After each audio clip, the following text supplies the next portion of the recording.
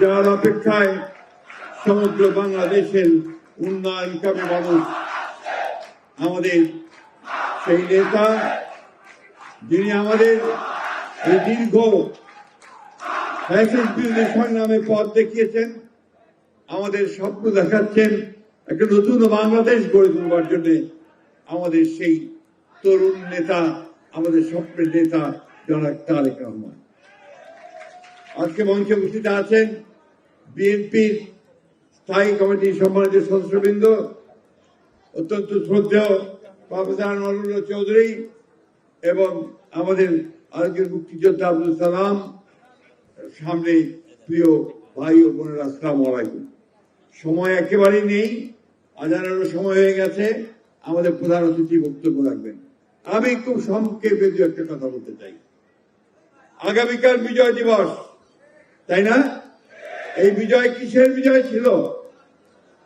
দেশে আমাদের প্রতিষ্ঠাতা, স্বাধীনতার ঘোষক শহীদ প্রেসিডেন্ট জিয়াউর রহমান 1971 সালে যে স্বাধীনতার ঘোষণা দিয়ে যুদ্ধ শুরু করেছিলেন, সেই যুদ্ধের পরিসমাপ্তিতে পাকিস্তান হানাদার বাহিনীকে পরাজিত করে তাদেরকে আত্মসমর্পণ করতে বাধ্য করেছিল যে দিনটি, সেই দিনটি হচ্ছে আগামীকাল 16 ডিসেম্বর। বন্ধুগণ, আমরা সেই দিনগুলো ভুলে যাইনি, এত দ্রুত ভুলতে পারি না আমরা।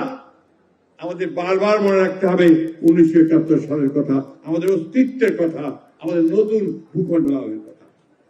আমাদের দলের প্রতিষ্ঠাতা স্বাধীন ঘোষক শহীদ জিয়াউর রহমান সাহেব আমাদের সেদিন যে আমরা স্বাধীন বাংলাদেশের ভূখণ্ডের স্বপ্ন দেখেছিলেন, ঠিক তেমনি ভাবেই তিনি 1975 সালে সিপাহী জনতা বিপ্লবের মধ্য দিয়ে রাষ্ট্র পরিচালনার দায়িত্বে আসার পরে বাংলাদেশকে গড়ে তুলবার জন্য, বাংলাদেশকে একটা আধুনিক সমৃদ্ধ বাংলাদেশ গড়ে তুলবার জন্য, এক গণতান্ত্রিক বাংলাদেশ নির্মাণ করার জন্য তিনি নতুন ভাবে কাজ শুরু করেছিলেন এবং স্বপ্ন দেখিয়েছিলেন। শুধু নয়, তাকে বাস্তবে রূপ দিয়েছিলেন। বন্ধুগণ, আমি বারবারই কথাটা বলি যে বাংলাদেশের যা কিছু সুন্দর, যা কিছু ভালো অর্জন, সব এই শহীদ প্রেসিডেন্ট জিয়াউর রহমানের হাত ধরে, ম্যাডাম খালেদা জিয়ার হাত ধরে, আর আমাদের বিএনপির হাত ধরে। আর এখন নতুন স্বপ্ন দেখতে শুরু করেছি আমরা আমাদের নেতা তারেক রহমানের পথ দেখার মধ্যে দিয়ে।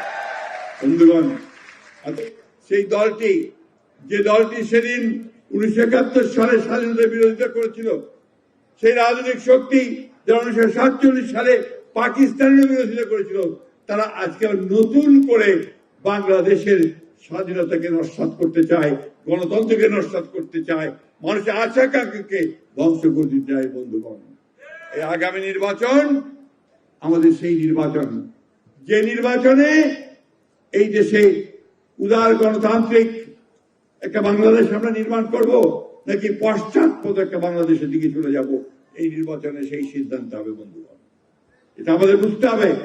আজকে বিভিন্ন রকম ধোঁয়া তুলে মিথ্যা কথা বলে বিএনপিকে হেয় প্রতিপন্ন করবার চেষ্টা করা হচ্ছে বিভিন্ন ভাবে। আমি খুব স্পষ্টভাবে বলতে চাই যে আজকে আমাদের বন্ধু, আমাদের সহকর্মী, আমাদের ছাত্র, আমাদের সন্তান হাদির উপরে আক্রমণ হয়েছে। আমরা তীব্র নিন্দা জানিয়েছি। আমরা সাথে সাথে সারা দেশে বিক্ষোভ করেছি এবং অবিলম্বে তাদের হত্যাকারীদের খুঁজে বের করবার জন্য আমরা আহ্বান জানিয়েছি। হত্যাকারীকে চিহ্নিত করা হয়েছে, আক্রমণকারীকে চিহ্নিত করা হয়েছে, হত্যার চেষ্টা যে করেছিল চিহ্নিত করা হয়েছে। দেখা গেছে যে সে হচ্ছে আওয়ামী লীগের একজন খুনি, আওয়ামী লীগের একজন সন্ত্রাস।